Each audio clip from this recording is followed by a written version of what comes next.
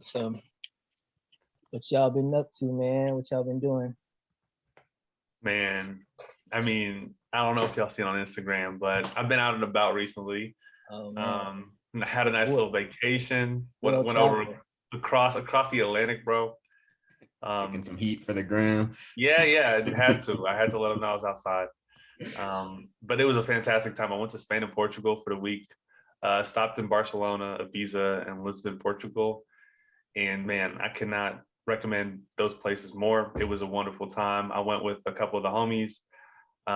We not only experienced the nightlife, we also did like some tours of the city to get like a historical background of both Barcelona and Lisbon.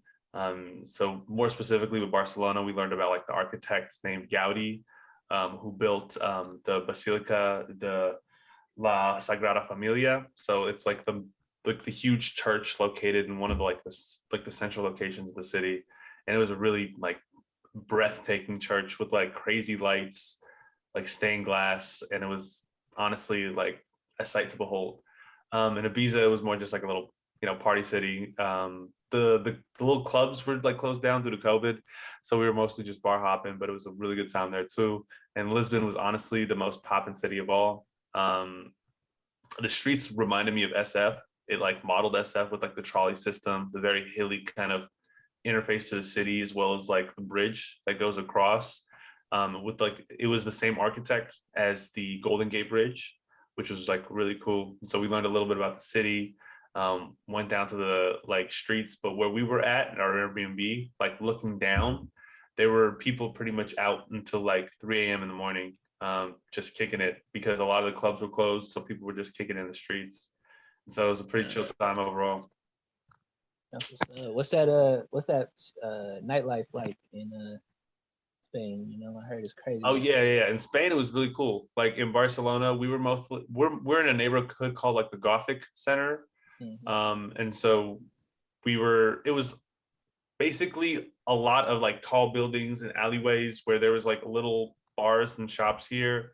There was like a square area, which was kind of like the central location. I forgot what that square was called, but like most of the bars kind of were closer to that area. But like all of it was really dope. Like it was, like I said, a majority of them were sit down bars. So there weren't any like dance clubs or anything like that. But like the music was all very chill. Like it was very Americanized, like and modernized because it's Barcelona. What I didn't realize about Barcelona was like the difference between what Barcelona was before like the 92 Olympic Games and what it was now. From what they said, pretty much was Barcelona was not really a big town until the Olympics. And after that point, like that shit just blew up, like in terms of being like a popular mainstay. So they definitely had everything hella modernized. Like the streets were so dope. The people were just out in the streets. Like that's like I think the biggest difference between what it was like back in America and here. You're just walking to every single location you're going to. Every single location has like outdoor dining, and that's kind of how people post up. And yeah, really really cool stuff. Oh, Oh, Yeah, definitely recommend both y'all to go if y'all have the chance. yeah. I still Especially gotta get my for sure. passport. Yeah. But now. I'm working on it. Yeah, definitely got to check that out. What you been up to, Mike? Man, not much. Just same old shit, just working. Recently though celebrated my dad's 70th birthday. Right. There Yeah, you go. he had a big party at the house. Like went all out, like set up the backyard real nice. Catered, had his homie come out and was on the barbecue grill.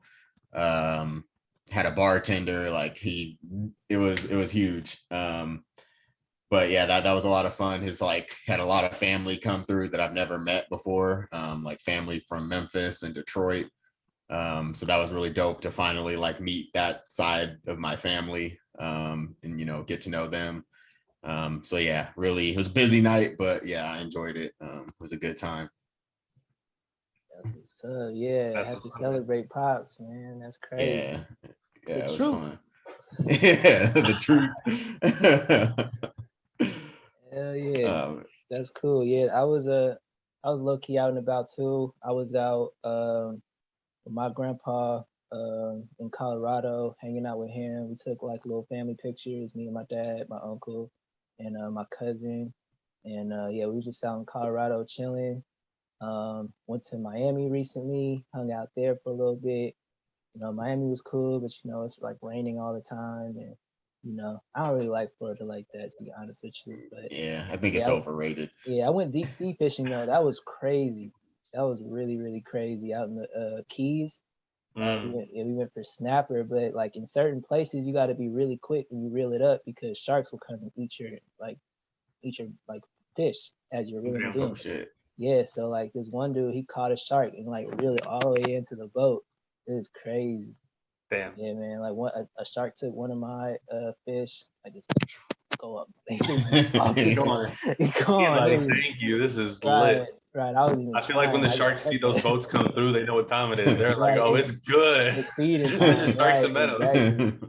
literally. Yep. So that was dope. And then I was just out in Atlanta, moving my sister in to school. So she's all settled in, and it was cool. Atlanta's a cool place. You know, it's like a lot of educated Black people. So that was really cool to see. You know, a lot of educated Black people, and you know, there's a lot of Black people out there too. So you know, Atlanta's cool. I don't know if y'all been, but I definitely recommend checking it out. A lot of good places to eat. Definitely, yeah. I went back in 2018. Definitely a good time. Oh yeah. I was there for work, so I didn't really get to experience the city, but yeah, it looked dope. The environment. Right. So yeah, that's been it, man. Back home, chilling.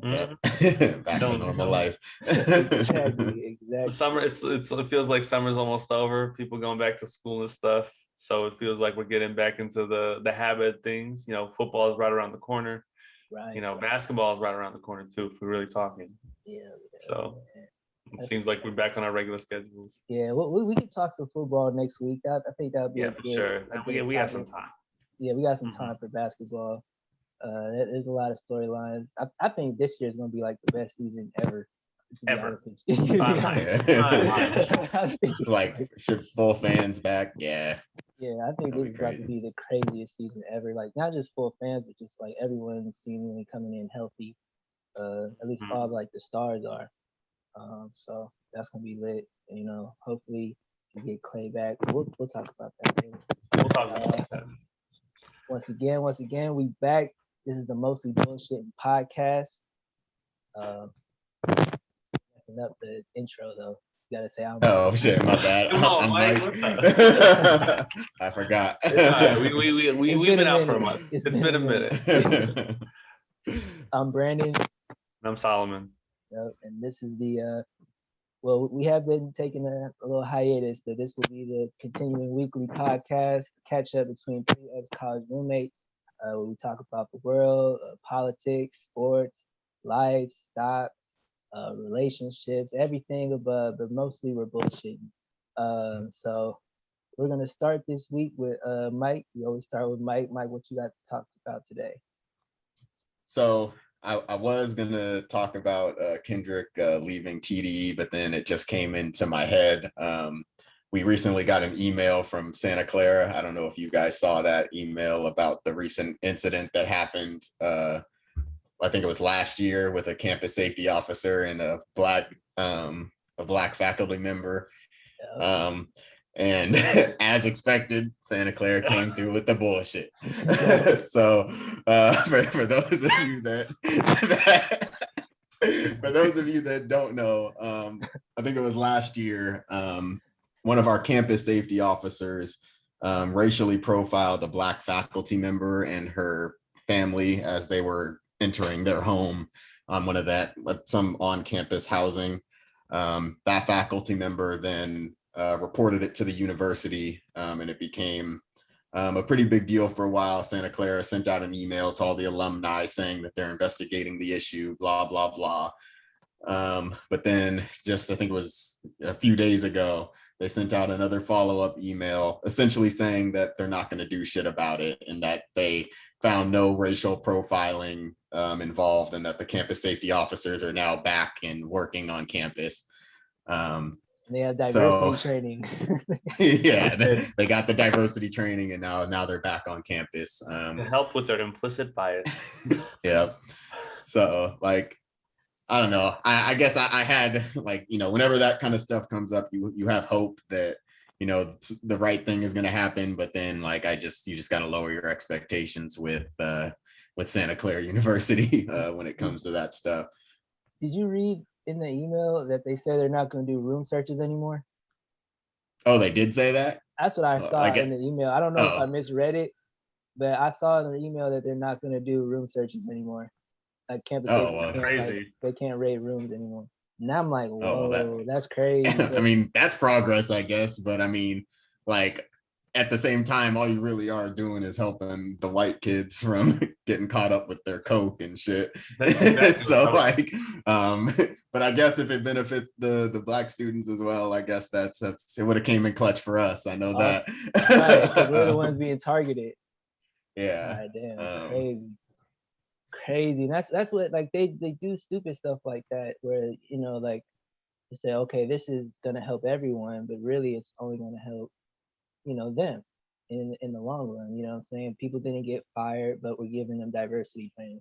Like, what? You know what I'm saying? Like, I don't know. Like, I'm not really messing with it, and I don't support anyone of our race to go to Santa Clara just based off of stuff like this. You know what I'm saying? Like, you're not protected there. So yeah, don't go. Yeah, because I remember myself personally, I got profiled by a campus safety officer. Like, I forgot which dorm I was trying to get into. But yeah, like this dude was just mean mugging me as I was like trying to figure out how to get into this dorm. And like, yeah, and then he called, and then I know Solomon, you remember our story about fucking, like it's crazy. How like you can literally just be doing nothing, even like on a college campus where hanging like out at my own house, the one where we're there to get a higher education, where there's no way any of us are a threat, like, and you still get profiled in that way. It's sad, but yeah, that email is just another disappointing email. It's just, I'd rather not even have received it because like I had forgotten it even happened. Same. Yeah, get reminded. Yeah. That they don't really care. So yeah, I don't know if there's like, as alumni, do you feel like we should do something, like we should speak out, or do you feel like we should be like, man, it is what it is? I mean, I think I was going to say there's like some like alumni that do take the responsibility to maintain transparency, like through Instagram pages. I think I follow one of them called Learn with Liv, but she's I think she's SU alumni who's just kept like very good tabs on like the administration and how they've operated, and have pretty much have held them accountable and provided like a receipt checklist of what they've done. And honestly, it's good to kind of have that in terms of like actions that it will prevent from Santa Clara and doing in the future. Santa Clara is a business, a private organization. It's kind of hard to hold them up to any like expectation by like the government. But in terms of from a business operation standpoint, it's going to be really hard unless you have like a full frontal public support. And I don't think Santa Clara alumni can garner that much attention on like the local or national level unless a huge incident happens. Santa Clara, to change anything, in my opinion, would have to show up on like ABC 7 Nightly News, like the one that's on national coverage. Right. Because we've popped up like on local TV multiple times for a number of things. And obviously that doesn't necessarily change. All we kind of get is like, a nice little public statement from the office. And that's that.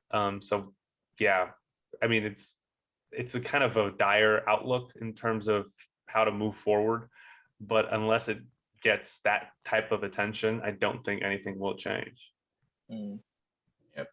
You think maybe like internet attention as well? Like, does it necessarily have to be on syndicated news network, or could it just like go? Yeah, I would also say that. Yeah, I could say viral in that sense too. Yeah, I could say that too. Like, I think if it reaches like that many eyes, I would also agree to say that that could happen.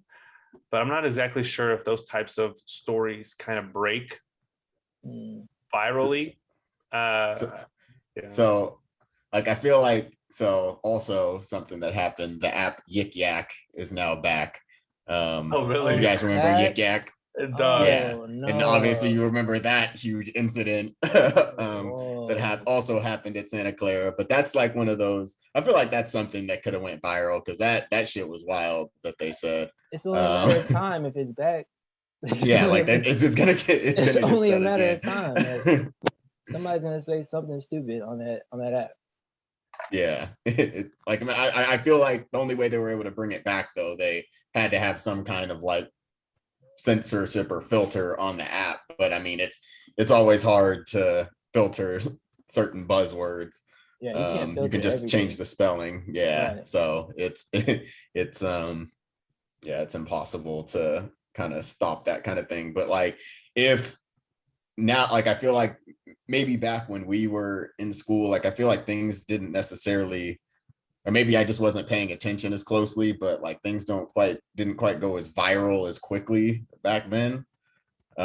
Maybe I'm just tripping and not thinking right, but I definitely think that something like that, especially now, if that were to be posted on a Yik Yak, like that's something that can go viral, and that's definitely negative attention that Santa Clara doesn't want on it. Yeah, because that's just a screenshot.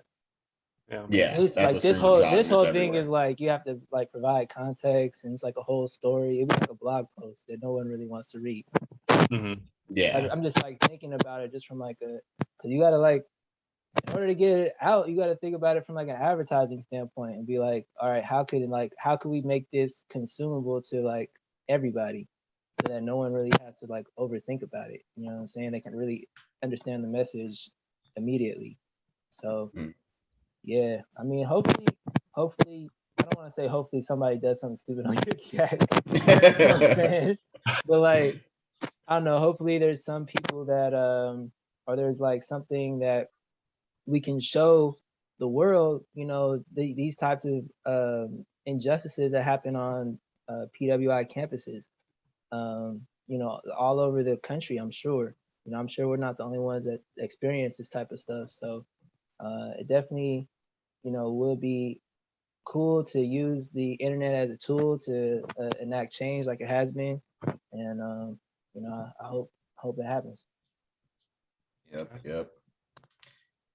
Yeah. So let's go on to the next topic, man. That was heavy.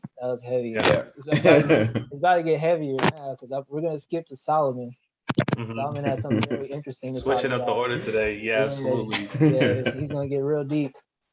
Yeah. I mean, the thing is, as someone who isn't too much, I'm not too big on conspiracy theories, but today I'm going to indulge. I'm going to indulge today. So I've been reading a book, and I kind of started it while I was kind of overseas. And it's a book that was written in 1993. It's called Parable of the Sower. It revolves around a 15-year-old girl growing up, and the year is 2024. And basically, what's been spoken of what's transpired was that climate change has drastically turned the world into an inhabitable like space for very, I think, crowded populations. She is currently residing at the beginning of the story in a suburb of LA, and it is a walled off city. The reason why it's walled off is because due to climate change, I don't want to give too much away. Basically, water is more expensive than food. Everything is much more expensive, and everybody's essentially surviving on basic necessities. And a lot of people have fallen through the cracks. And so the people pretty much delve into like stealing, killing, and resorting to very animalistic traits to essentially survive. And so basically the story kind of revolves around her arc of like what she does to maintain hope. And it kind of comes through a religious lens. And so she is essentially kind of defining her own creed as she goes along, surviving on her day-to-day as hope is depleting. It's not, the situation is not necessarily getting better. So she's kind of redefining her own religion to kind of create her own enlightenment. But with that being said, I kind of got pulled into it. The reason why I initially got pulled into it was a book written in 1993, speaking about the world ending in today's era. Like the book starts in 2024, and I'm like reading them through like 2025, showing a rapidly deteriorating situation. And it seems like pretty realistic. Like essentially, if climate change gets out of hand, to an extent, the book notes that the more populated locations like Los Angeles and New York will actually be the most devastated. And locations like up north, like Canada, are necessarily going to be considered better destinations because there's less people per area. So you have more resources to collect because they've essentially kind of fallen back into like a medieval era in terms of getting resources to trade and bargain for so people could survive. And so my question to you guys is, what do you guys think is going to be the demise of like the human race as you see fit? What is a timeline, and how do you think, or who do you think will be able to, I guess, persevere during these times? So I definitely think it will be related to climate change. I think, and it's going to be related to water. I don't know if it's necessarily going to play out how it is in the book, but I think water is going to become a very scarce resource. And if that does happen, it's going to lead to war, and those wars are going to be nuclear wars.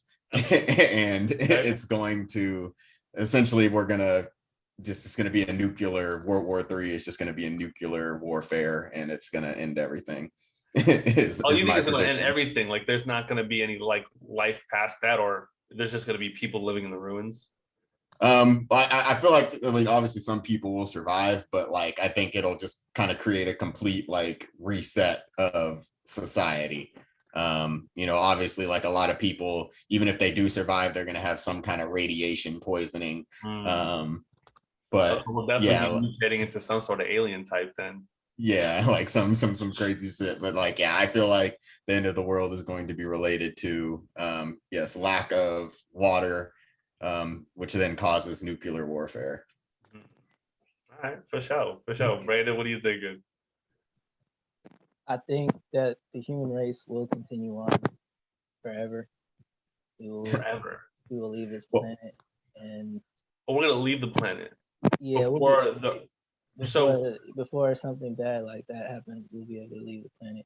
And I think a lot of this end of the world stuff, like end of the world literature and fiction, is predictive programming to instill fear into people.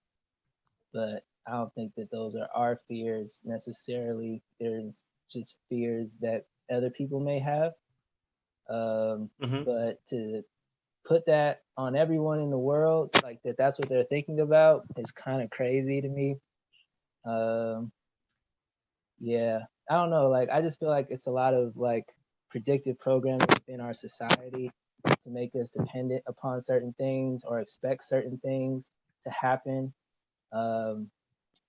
Yeah, and I think it's like you're saying, people are moving to Canada and being more self-sufficient. Like, that's interesting. Like, I don't know. Like, yeah. I mean, I think a lot of that, what you're saying, is based off of people not being self-sufficient. Like, if someone was self-sufficient, and they wouldn't, like, the price of water wouldn't necessarily mean anything, because they figure out a way to irrigate their own water, or like collect rainwater, which is illegal in some places to collect too much rainwater. Yeah, no, I think part of the story, what they mentioned was they hadn't received rain for like 7 years. And so I think part of the I think they weren't just receiving water at all, which is why it was so difficult. And so they were just I don't know what it was, but like in a situation where water wasn't even like flowing in cycles, how would you address it? I feel like though, like on a more realistic standpoint, like I feel like we'll figure out how to desalinize ocean water before like True. it's all like if it really comes down to it, like Yeah, we've seen what happens when we throw money at something, like we can figure it out. for Like, sure. you know, we've got the COVID vaccine in, you know, a couple months, but like there's already like ways to desalinate water. It's just like it's just really expensive. So like if it comes down to it, that's what we'll end up doing. There was mention of water purification tablets though in the story as well.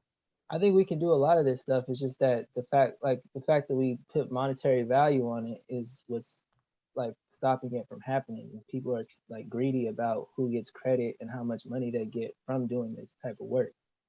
So I mean, yeah, like if there's a need, if there's like an incessant need for us to actually get it done, then it's gonna get done. And like money, what are you talking about? Like, there's no we print that. So okay, yeah. you want to get paid, you want to be rich for sure. You'll be rich. Nice. Figure this out. You'll be compensated. I love that. You know what I'm saying? So it's like, what are we really talking about? Like, they're gonna figure it out.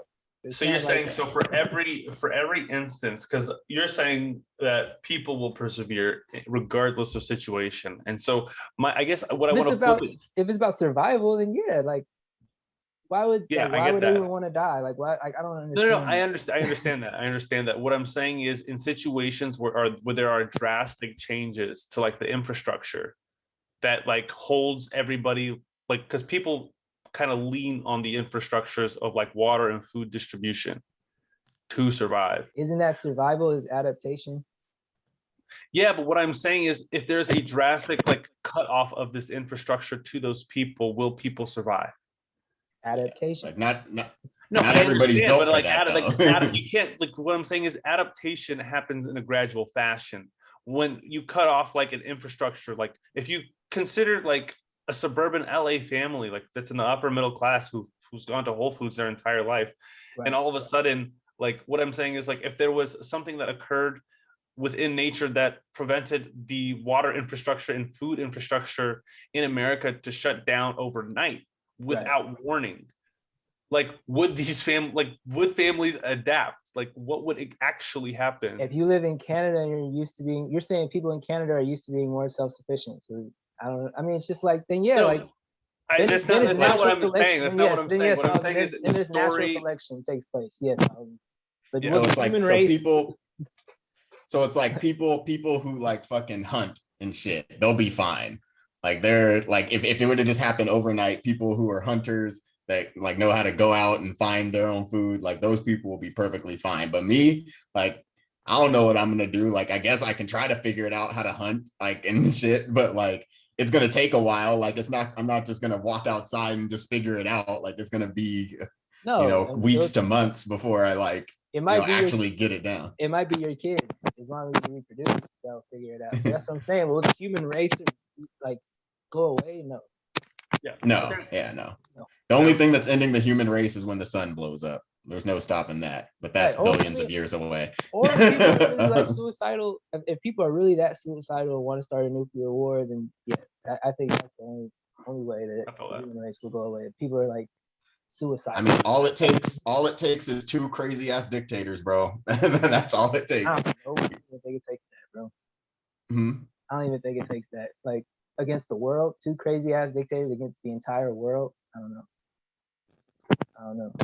I mean, well, like, it's just about taking, like, it comes to that point, it's about taking sides, like, because if it comes down to nuclear war, like, countries are going to take sides. They're not going to be like, not all countries aren't just going to be on the side of one or the other. So that's where the two sides are global annihilation and global survival. Like those are the sides in nuclear war, though, Mike. Like there's only like it's not like red and blue or like ideologies. It's like I guess the ideology is: do you want to live or do you want to die?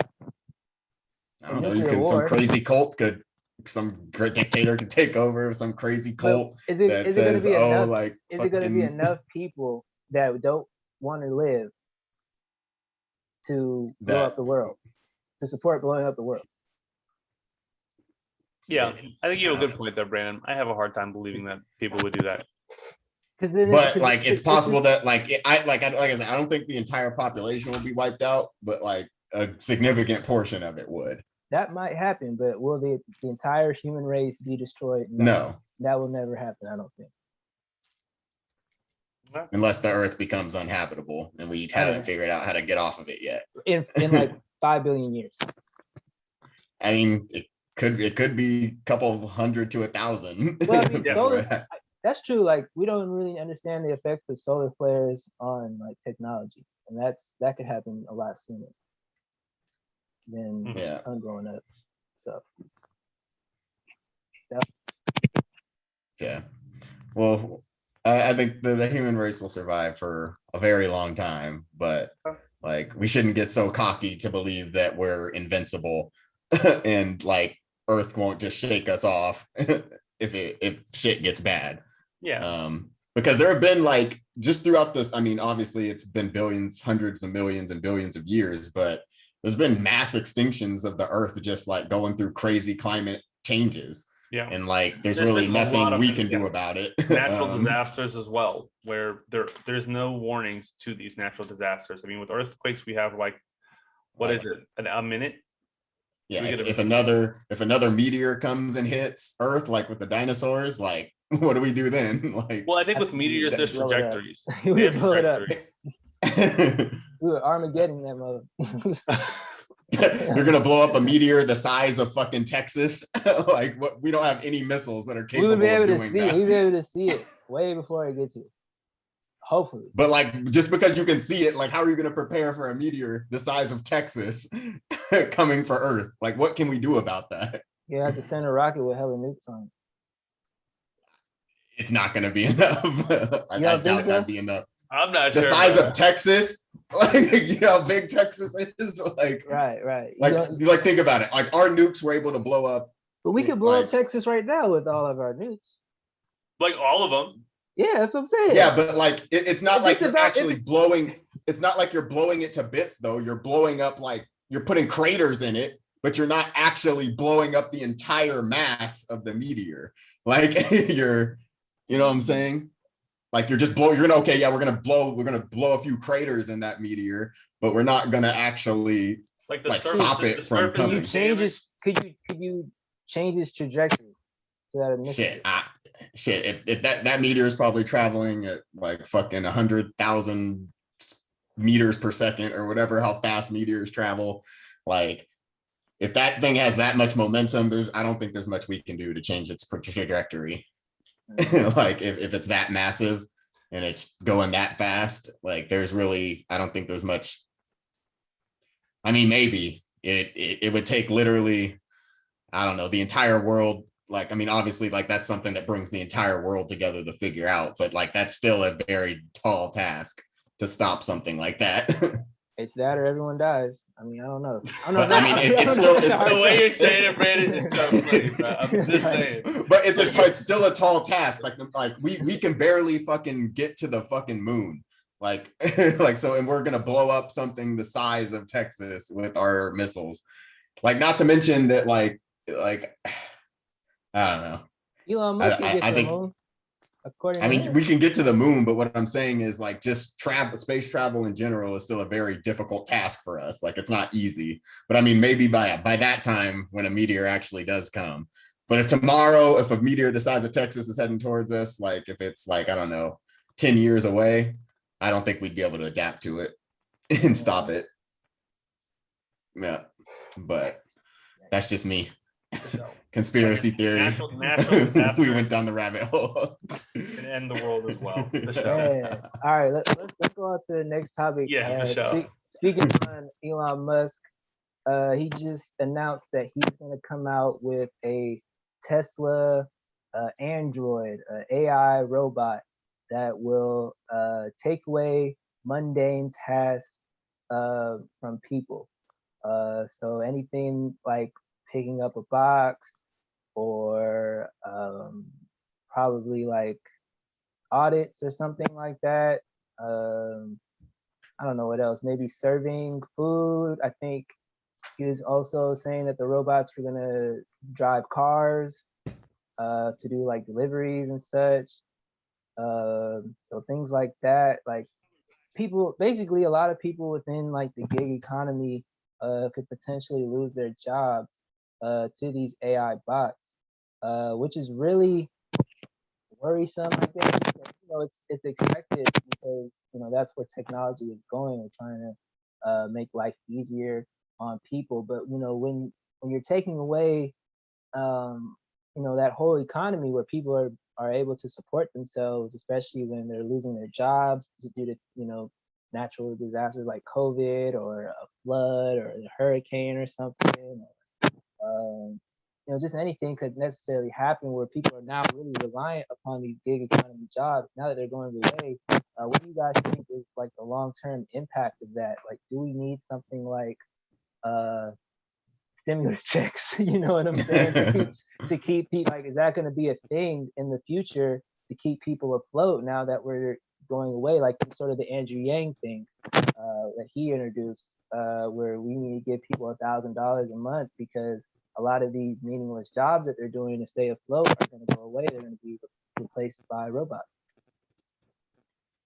Yeah, I actually heard, I forgot what the name of like the technology is. But yeah, essentially it's probably this, like Elon Musk is probably using that same technology to program his robots. That's essentially just supposed to automate everything, like even difficult tasks, like not even like mundane shit, like an AI could perform like a crazy advanced calculation on its own without a human like inputting certain things into it so it can solve it. Like right. And you got a lot of these places that don't like Amazon and Tesla. Does Tesla have a union?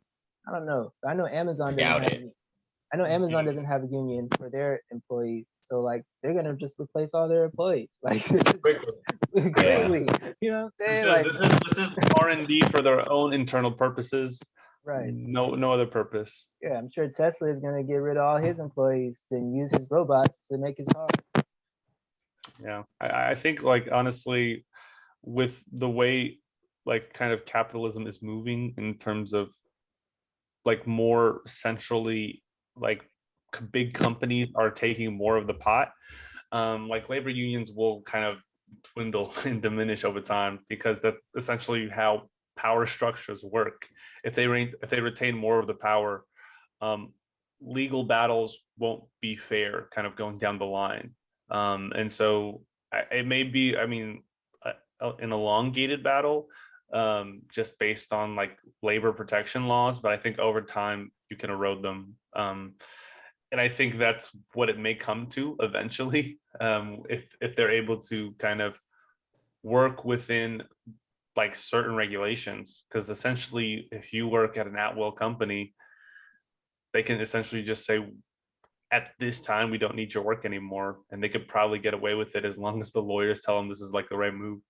I mean, companies do whatever they can to like stop unions. Like they'll literally, like if there's word of a union, they'll literally just fire everyone where that union is being formed. So like, I doubt like any new unions will actually be formed. Like, I don't know when the last union that was formed actually worked. Like the only union that I know of is like one that my dad was in a union when he was a truck driver for Albertsons, but that's because that union was established like a long ass time ago when it was probably easier. But now like companies have figured out loopholes for them to shut that shit down like as soon as it happens.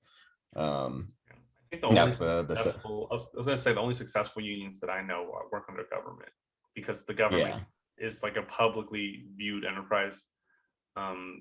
They act like so if those are laws that are passed by the government, they can't kind of renege on their own laws to attempt to like break away like unions. So like my mom works for the state, and so she's in a union. I know a lot of police unions are very strong. That's something they're not going to take away. But future unions too.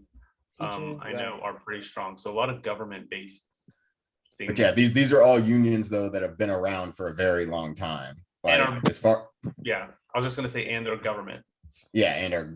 Government type jobs. Yeah. Right, and a lot of like old like warehouse most companies also still have their unions. Just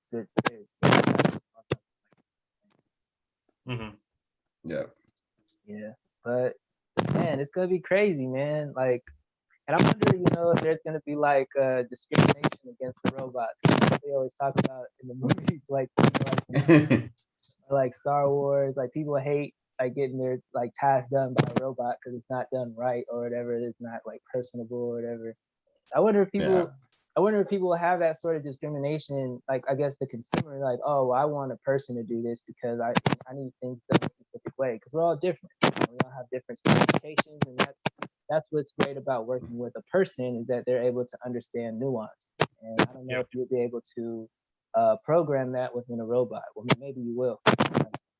I think what's going to happen in this type of world, in a capitalistic world, where that kind of note is emphasized, is essentially you're going to have probably a product line of like robot made and human made, kind of like we have like regular and organic, essentially. And you know how organic would be necessarily a little bit more expensive than the regular. You just have to pay like 20 more cents for that banana for it to be organic, or like 30 more cents for that egg to be organic. It'll be the same thing with human made. So you mean like just for like our like fast food type shit?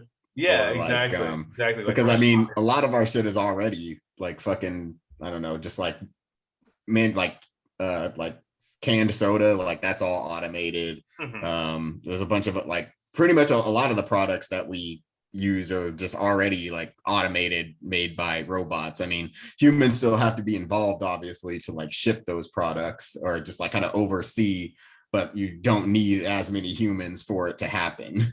I think that's kind of like what happens. Like, there's always going to be the job of the human that oversees the robots and maintains the robots. But as far, less and less people. Yeah. So I don't know. I still think there will be a place for human-made things and human-constructed things to live in the workplace. There might have to be like a push, like a social push to be like, keep human workers like working. I don't know. There's probably going to be a pushback against robots working, because essentially, like, long term, I mean, it makes less and less jobs in an environment where there are more and more people. And so that is like long-term terrible for the economy, because if you can't have people like sustain themselves in this type of economy or this type of environment, what happens when more people fall under the poverty line? Like, are you gonna like make robots like run homeless shelters? Because like that's not like that's not like it's like some dystopian solution. Like we're gonna start entering like a dystopia if not enough people can support themselves. That's what I be saying. That's what I'm saying. That's exactly what I be saying. Like, instead of like we're going to an anti-educated future. Like, where people real quick, Brandon. Yeah, what were you saying? Real quick, like your mic keeps like brushing up against your shirt, and it's like for sure. For sure. That's good to know. Yeah, my actual mic is not computer today, so I'll hold it. Yeah. All right. But like I was saying, and that somehow made it worse. Yeah, I'm not gonna lie. I think. All right. Well. No, I think you're okay now. You're okay now. For sure. I think as long as the wire isn't brushing on your shirt, I think like you get feedback when the wire like hits like anything other than like what it's supposed to. Got you. So yeah, like I was saying, though, people aren't learning how to be self-sufficient, learning how to be healthy, learning how to take care of themselves. They're relying on government. They're relying on corporations to do it for them. And corporations are promoting that. They're saying, you don't have to do this. You don't have to do that. We'll give you money every month, to make sure that you're good. Like, you don't have to do anything except sit there and pay taxes. You know what I'm saying?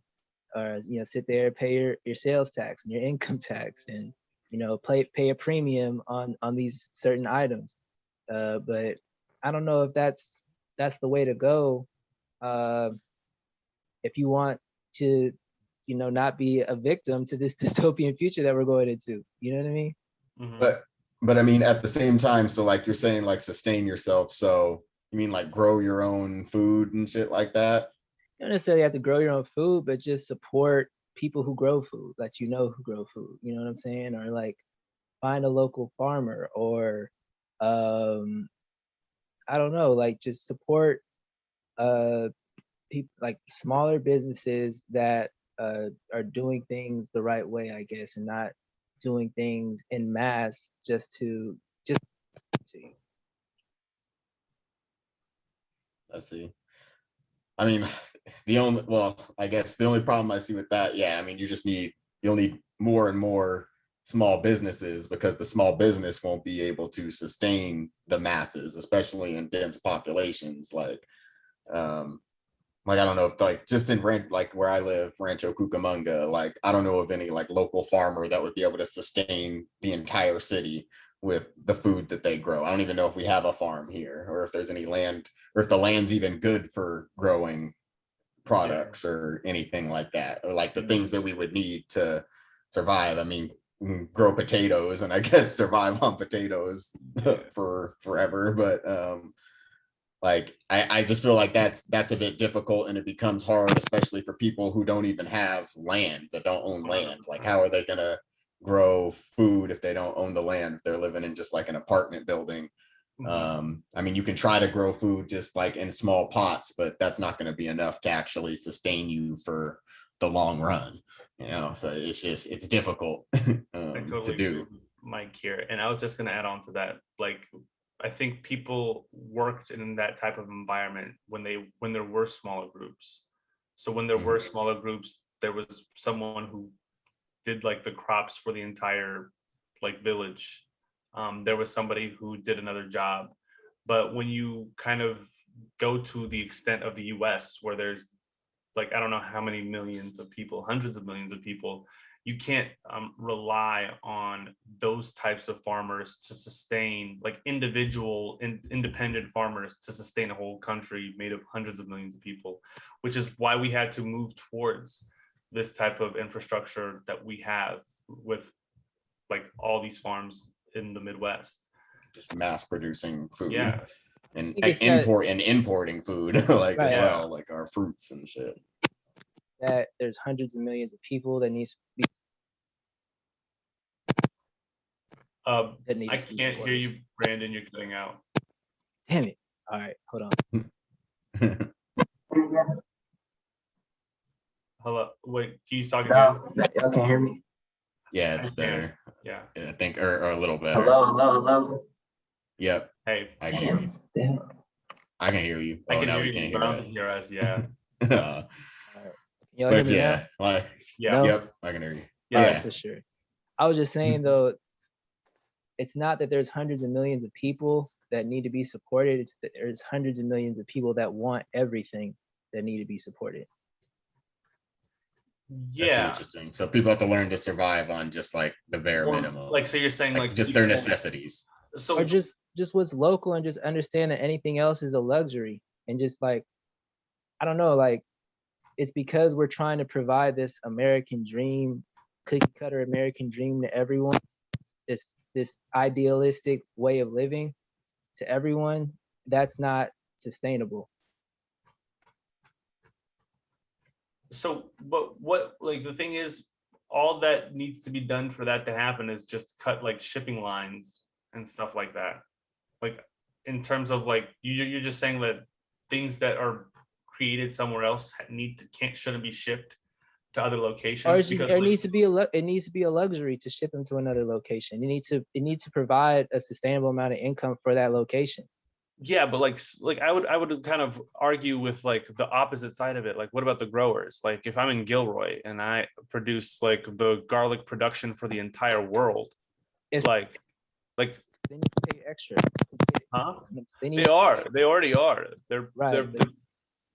But are you saying like local, like you're saying local production should drive the value of like the location? And that's almost like saying like running raw material. It's almost like saying like the raw material should go back to the location of which they came from. That's like similar to an argument that we say like very closely to like Africa and their own raw materials, but we live in a very like first world country where raw materials are not necessarily the only thing that create value. We live in an era where like the manufacturing of certain devices from these raw materials can create an added value. I can't hear you on the microphone, Brandon. I still can't hear you. Yeah. All right. I heard that damn though. I'm not gonna lie. But it seemed like you were very passionate about what you were about to say though. I mean, I definitely agree with Brandon that like, you know, we should try to like source local products more. There should be an attempt to source locally in terms of like for our farmers to kind of support the local land. So if there is a breakdown of the overall lecture, there is like a lifeline that we have close to home. Like I definitely agree with that point. I just don't think that solution can be provided for every community in America. And like also you have to think about like the climate of the place that we're growing these foods. Like not every climate can sustain a specific type of food that's grown, like a certain crop. Like I don't know what we grow here in California. Like I think like, well, citrus used to be a pretty big industry in California. So like we have a good climate for growing that kind of fruit. But like we might not have a good climate for, I don't know, some other kind of crop that just like won't grow here because it's too hot. Or like there's other places where crops aren't going to grow because it's too cold. So like they need like their food to be imported from places where the climate can sustain that type of food that's grown. But then again, that goes back to Brandon's point of just like the bare minimum. You don't need the luxury to have the different types of food. But hey, man, I like luxury. Yeah. Can you guys hear me? Yes. That last one. I'm just saying we're still supporting people who don't want to do work. That's still what it is at the end of the day. True. That's what it is. That's what it's always been. Supporting people who don't want to do work. That's this whole country. I mean, I guess. Well, I mean, it's just like like after we like get to a certain population, is it truly like the thing is that's where all infrastructures are created from. Like, do you need to have a farmer in every community, or is that a waste of resources? Like, do you need to have like the same type of like cropping, like, I don't know, devices in like Fremont, Milpitas, like, or does it need to be for Alameda County, like Santa Clara County? Like, how localized are the communities? And like, what is like you have to consider what resources will be spent to produce those crops. Like the reason why capitalism exists, I think, which will be the biggest argument to what you're saying, Brandon, is the cost benefit, I guess, to produce those crops for these amount of people. If we keep it locally retained, that means there's going to be more resources to provide the same amount of food, like more like tractors, more essentially devices used in farming will have to be purchased to sustain the same amount of food. And from a capitalism perspective, there is no argument that can be held to justify that. Manufacture it for cheap like they do. You cut out. Manufacture it for cheap. We heard manufacture for cheap. You can manufacture it for cheap like they do in other countries. Manufacture what for cheap? Tools, like tractors. You can manufacture all this stuff for cheap. But what I'm saying is, like, no matter how cheap those resources are, it's always going to be cheaper to have one central location with like 3 sets of those tools than to have like 10 different locations with 10 sets of those tools.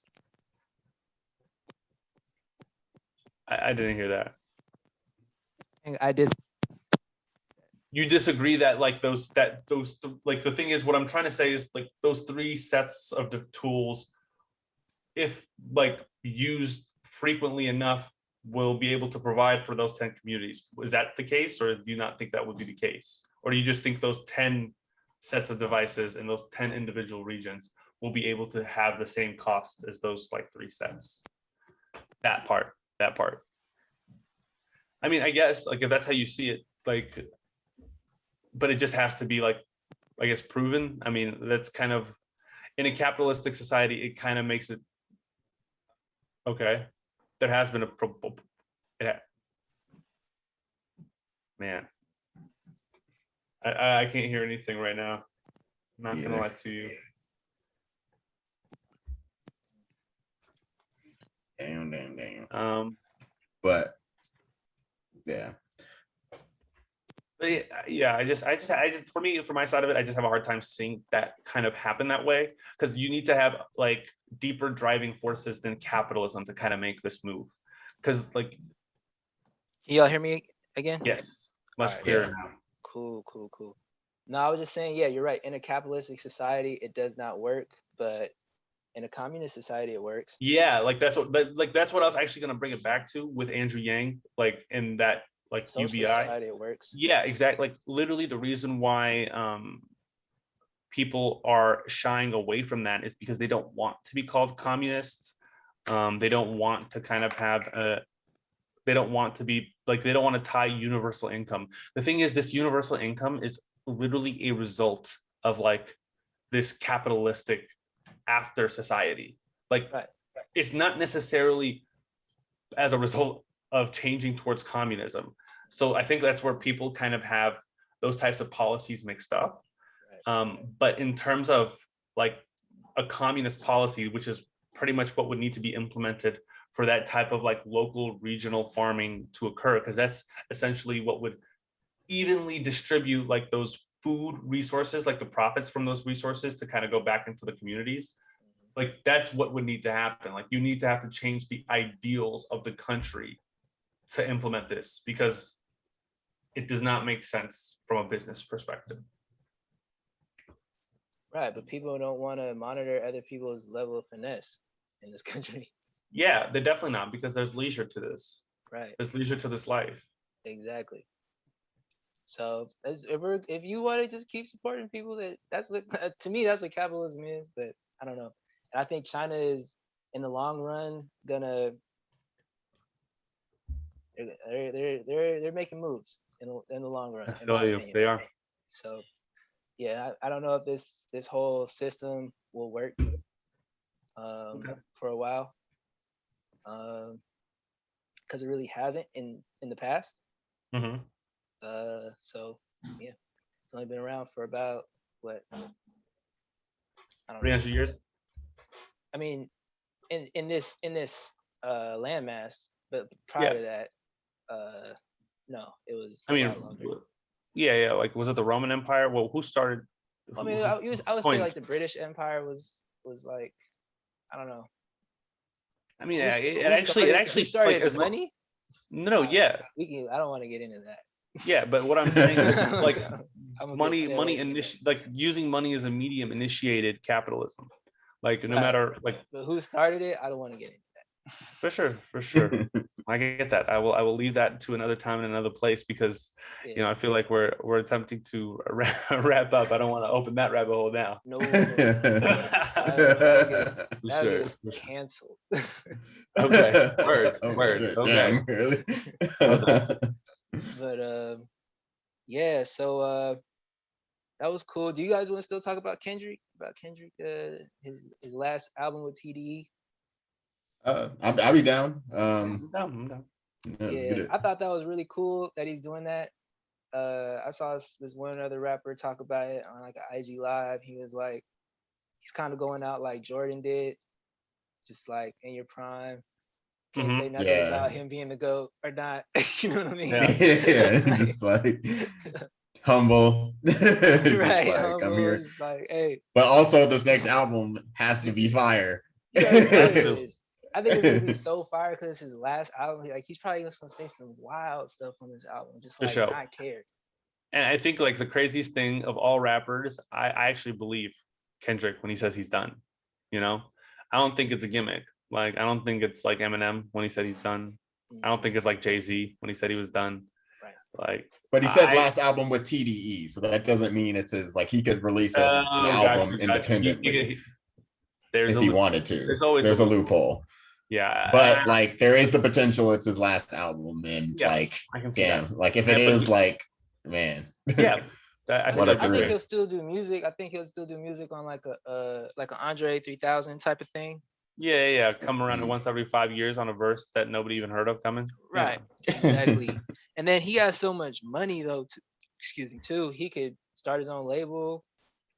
Well, isn't he the owner of TDE? No. Or is it Top Dog? Top Dog is, I believe. Top Dog and Punch, right? No, Punch left. Yeah. Punch started his own label. Okay. Yeah, Punch left. Well, yeah, so, I mean, I honestly, but I still think he'll have his hands pretty deep in TDE though. I guess.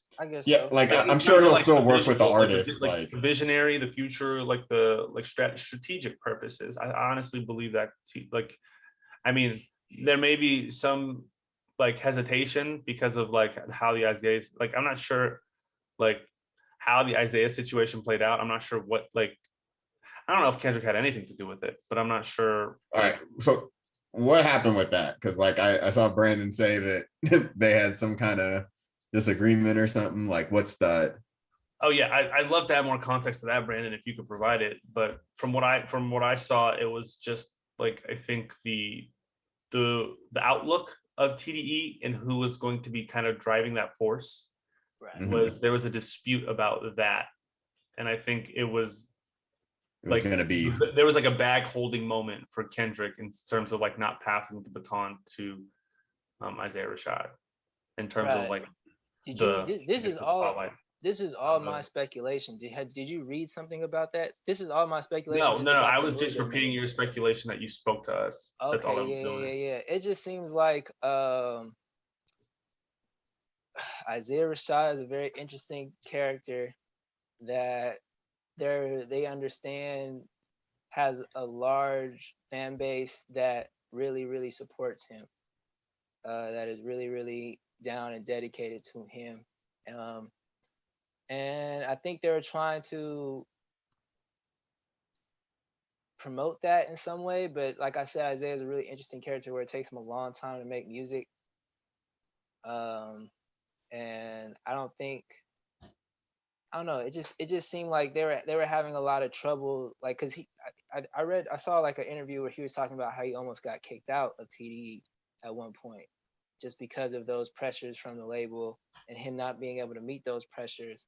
And so that means they're putting a lot of money behind him, and he's not producing, and he's the new guy. So I could see that being sort of problematic for people who've been there for a while. Mm-hmm. You know, just like Kendrick and his homies like Schoolboy and Ab-Soul, who don't get the same amount of love anymore, it seems like, from the label. True. Yeah.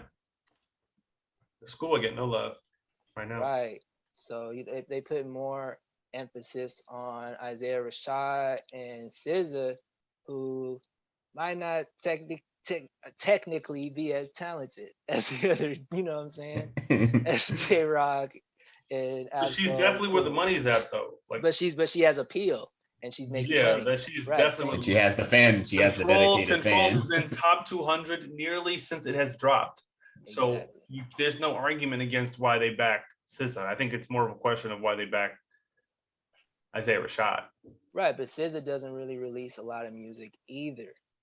But it's providing income. The continuous income it's providing does not necessarily matter because Control hit. Right, but that shit is. But all I'm saying is that when Ab-Soul and Schoolboy and Kendrick were younger artists getting into the game, definitely did not receive as much support. They had to put in way more work. They were absolutely. They were dropping like way more projects. Yeah, Section 80 was a mixtape until it wasn't. You know, they were like, oh shit, this is a classic. All right, now let's make it an album. Right, let's re-release it and stuff. You know what I'm saying? Like they had to put in a lot more work to get to where they needed to get to. Exactly that same but level. The thing is, like, can you also attribute it to like Punch and Top Dog getting better at like managing and promoting artists like down the line? Like Because yeah, maybe it's better management of their newer artists in comparison to the older ones. And I'm not sure. Especially now, because like at this point, like Kendrick, Schoolboy, J-Rock, Absol, like they already have their fan base. Like I don't think they can really tap into any, like especially more specialized people like Absol and J-Rock. Like I don't think they can really tap into new markets. Like they have their fan base, like, and they have those people are always going to listen to them. Kendrick's a superstar. Like there's really no promoting Kendrick. Kendrick can drop an album tomorrow and it's going to be the #1 album in the world, like instantly 100%. With no promotion. But that's based on him putting in hella his work. Yeah. So it's like, but like Kendrick really, he doesn't have like that many projects though. Like in comparison to like, I mean, he has Section 80, or Overly Dedicated, Section 80, Good Kid, Mad City, To Pimp a Butterfly, and Damn.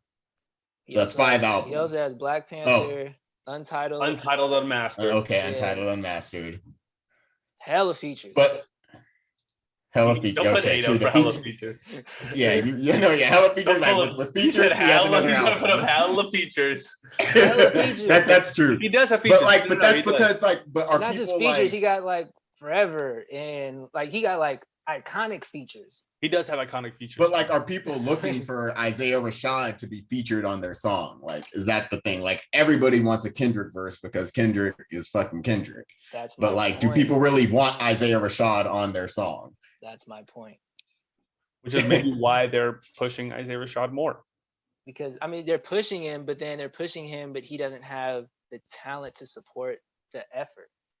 Mm-hmm. It's more gimmicky where it's gonna run out. Like he's gonna potentially run out of steam when he can't put out quality projects. When they're just relying on the mystique of his personality more so than the quality of his music. But I think from a money gaining perspective, that should be okay.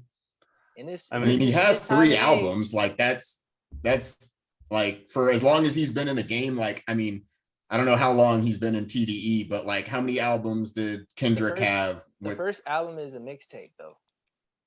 Kendrick's or Isaiah Rashad? Isaiah Rashad's Sylvia Demo is a mix. That's a mixtape. Well, I mean, then you can equate that to be his Section 80. Like, right. But because like I consider Sylvia Demo an album. Like that shit's fire. Like we, you know what I'm saying? Like, so I consider that an album. That's all I'm saying. Yeah, I guess. But I mean, I guess technically if we consider Section 80 and Overly Dedicated mixtapes, that's 2 Kendrick mixtapes. And y'all really go back to Isaiah Rashad's second album? Sun's Tirade? Yeah. No. Sun's Tirade. Do you ever go back to that at all? I listen to Free Lunch every once in a while, but that's about it. Right. So I'm just saying they're putting so much money and effort. He comes off a flop. I don't know how well this album's doing. I know it has a couple, but you know, when you got stuff like TikTok and stuff, it's just there's so many different ways to monetize music so that they're not really thinking about the quality of the music anymore. And so that might be something that takes away from like what Kendrick's trying to do, because he's a Pulitzer Prize winner. Like he puts a lot of effort. Him, Schoolboy, J-Rock, Absol, they put a lot of effort and time and passion into what they do. And so that's kind of like upsetting when you see the label promoting people that are more just vibey, like Isaiah Rashad, like SZA, who don't really say much, but you know are just sort of trying to capture a moment with their choice of instrumentation, and just say a long tone really long, like you know what I'm saying, and like stuff like that. I did find it interesting that too, though, that SZA is the only feature on Isaiah, like from TDE on Isaiah's new album. J-Rock was on the song. He was? Oh, okay. So, yeah. Oh yeah, you're right. But J-Rock could rap forever, so he's different. Yeah. Yeah. But yeah. But what I would say is I think it's just more of the marketing strategy campaign. Like, I don't think it has anything to there are some personal relationships that definitely are dealt with in this with like the top of TDE and their kind of acts. But I think they have to take input from like the experts on this, and they kind of might be out of house, and they might be kind of telling them in their ear. that like this TikTok shit is here to stay. This is what's going to run up the numbers. And so back your artists that have that shit going. And for Kendrick, like maybe it might be just backing that single that sounds the most TikTok-y instead of like the song that Kendrick would like to be the single or something like that. But yeah, I mean, there's other artists on TD, like Sir doesn't really get much like promotion either. Like I think he's relatively fire. new. He's crazy. But yeah, he's fire. Like I think does he have 2 albums? He has 2. He should have 2. Yeah. But isn't there another person on TD too? I thought somebody that's like Lance Skywalker or something. Yeah, like somebody I saw him perform at one of the festivals, but yeah, like I never heard his music. So like there are like people in TD that I feel like aren't like that also just like besides like their big names that we know that like just kind of fall through the cracks. But yeah, I think what we need more of, we need to see like more some black hippie shit. Like I want right. Like I forgot about I wish we had a black hippie album. For real. Yeah. Instead, we get a Silk Sonic album too. That's definitely coming. It has to, right? That's gonna be. I mean, that's honestly probably coming out this. It's probably coming out this Christmas, bro. They probably Christmas. I was hoping it would have been like the summer one. Nah, that's that snuggle music. Yeah, I can see that. That hot cocoa by the fireplace. That's that coven season music. Coven season soundtrack.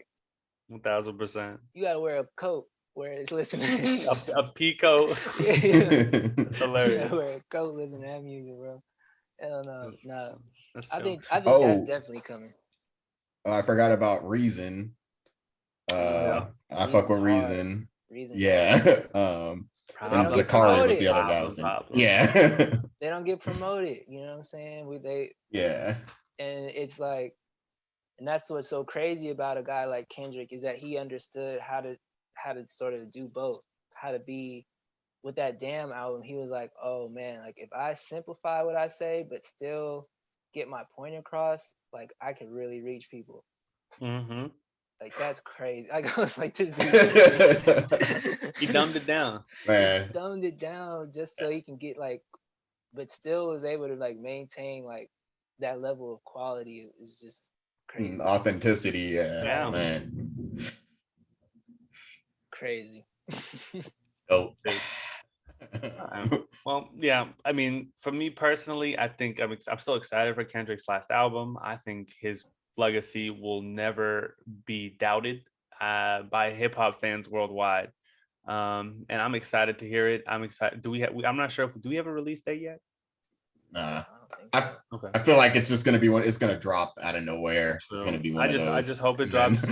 Everyone drops what they doing and they listen. Do you know if he's going to Damn Vegas? He is. He's the headliner. What you talking about? So he might drop the album right if he drops right before then. You know what I'm hoping for. Yeah. Kendrick, just before November 12th.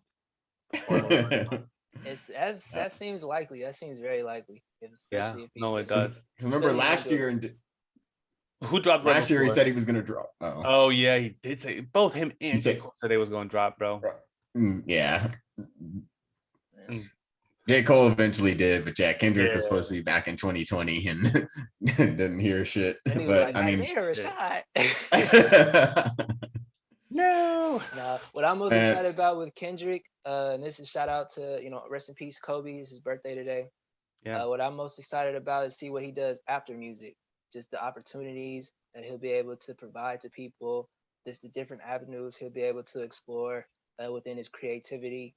I'm really excited to see that and just see him, boss up on a different level. Just be more than a rapper. Same. I think his artistic vision is not only limited by lyrical ability. I think he definitely has.